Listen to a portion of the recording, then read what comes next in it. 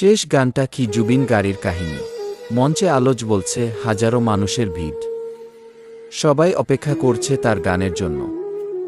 জুবিন গাড়ি মাইক্রোফোন হাতে দাঁড়িয়ে আছেন, কিন্তু আজ তার চোখে সেই চেনা উচ্ছ্বাস নেই। গান শুরু হলো, কিন্তু আজকের সুরে ছিল অদ্ভুত কষ্ট। দর্শকেরা বুঝতে পারছিলেন এই গানটা শুধু গাওয়া নয়, যেন নিজের ভেতরের ভাঙা হৃদয়টা উজাড় করে দিচ্ছেন তিনি। অনেকেই জানতেন না এই মঞ্চে ওঠার আগেই তিনি একটি কঠিন সময়ের মধ্য দিয়ে যাচ্ছিলেন। কাছের একজন মানুষ তাকে ভুল বুঝে দূরে সরে গিয়েছিলেন। জীবনের সব অর্জন, নামায়েশ, করতালি সবকিছু হঠাৎ করেই যেন অর্থহীন হয়ে গিয়েছিল তার কাছে। তিনি বলেছিলেন, মানুষ যখন কষ্ট পায় তখন গানই তার আশ্রয়। সেদিন তিনি যে গানটা গাইলেন তার প্রতিটি লাইনে ছিল হারানোর যন্ত্রণা, অপূর্ণ ভালোবাসার গল্প আর একাকিত্বের দীর্ঘ রাতের কথা। মঞ্চের আলো ঝাপসা হয়ে যাচ্ছিল, কারণ শুধু দর্শকের চোখেই জল ছিল না, জুবিন গাড়ির চোখেও টলমল করছিল অশ্রু।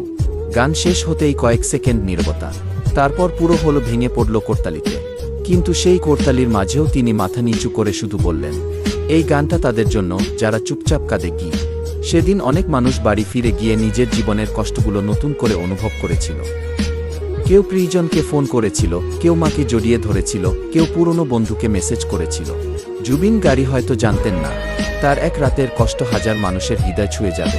কিন্তু সেই রাত প্রমাণ করে দিল, সত্যিকারের শিল্পী নিজের ব্যথা লুকিয়ে রাখেন না, তিনি সেটাকে সুরে বেঁধে পৃথিবীকে দিয়ে দেন। আর তাই জুবিন গাড়ির সেই গান শুনে অনেকেই কেঁদে ফেলেছিল, কারণ তারা শুধু একটা গান শোনেনি, নিজেদের গল্পটাই শুনেছিল।